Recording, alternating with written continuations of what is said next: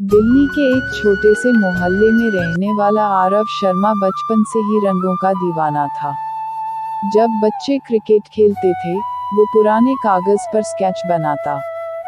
घर में आर्थिक स्थिति अच्छी नहीं थी, लेकिन उसकी माँ मालती देवी हमेशा कहती, जो काम दिल से करो वो रंग जरूर लाता है। आरव के बड़े भाई विराज पढ़ाई में तेज थे और अब एक नामी कंपनी में मैनेजर बन गए थे। विराज हमेशा कहता, आरव, ये पेंटिंग शेंटिंग छोड़ एमबीए कर ले, लाइफ सेट हो जाएगी। लेकिन आरव का सपना अलग था। कॉलेज खत्म होते ही उसने छोटी मोटी पेंटिंग्स बनाकर ऑनलाइन बेचना शुरू किया। पैसा कम था, मगर संतोष बहुत। माँ हमेशा उसकी बनाई तस्वीरें अपने कमरे में लगाकर गर्व से देखती। एक दिन उसकी जिंदगी में अनन्या की एंट्री हुई। वो एक प्रसिद्ध लेखिका थी, जो एक आर्टिकल लिख रही थी, दिल्ली के उभरते कलाकार। उसने आरव की एक तस्वीर सोशल मीडिया पर देखी और मिलने आ गई। जब अनन्या पहली बार उसकी छोटी सी स्टूडियो नुमा कोठरी में आई, तो दीवारों पर रंगों की दुनिया बसी थी। उसने मुस्कुराकर कहा, आरव, तुम्हारी हर तस्वीर अधूरी होकर भी पूरी लगती है। क्योंकि अधूरी चीजें ही सबसे ज्यादा कहती हैं। अनन्या उसके काम से प्रभावित हुई। उसने आरव पर आर्टिकल लिखा। वो लेख वायरल हो गया। कुछ आर्ट गैलरीज ने संपर्क किया। पहली बार आरव की पेंटिंग्स 50,000 रुपये में बिकी।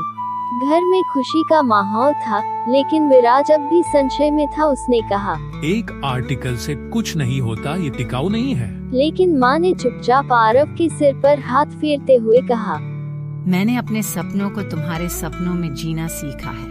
आरव और अनन्या की दोस्ती गहराने लगी। वो अक्सर साथ बैठकर कला और जीवन पर चर्चा करते।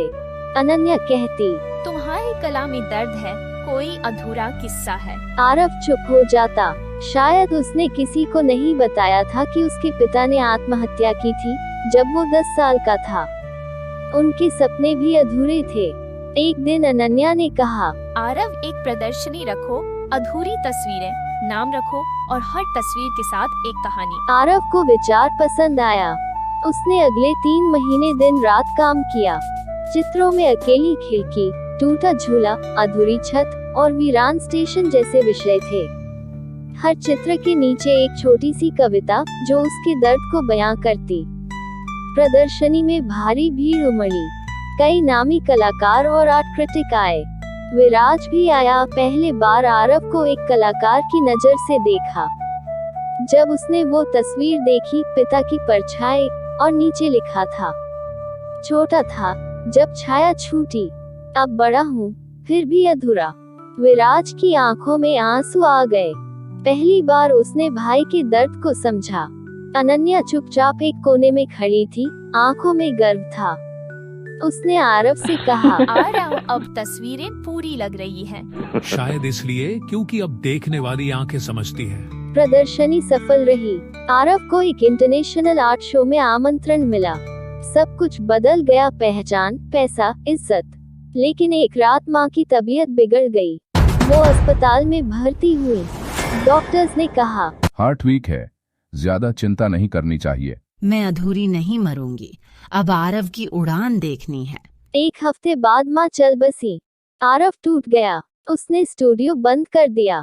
अनन्या कई बार मिलने आई, लेकिन वो चुप रहा। एक दिन अनन्या ने उसके दरवाजे पर एक तस्वीर रखी। उस पर लिखा था, हर कलाकार की सबसे खूबसूरत तस्वीर वो होती है जो उसने कभी बनाई ही नहीं, पर फिर भी लोगों के दिलों में बसती है। आरव ने तस्वीर उठाई और दीवार पर टांग दी। शायद वो माँ की याद थी। धीरे धीरे वो फिर से रंगों में लौटा।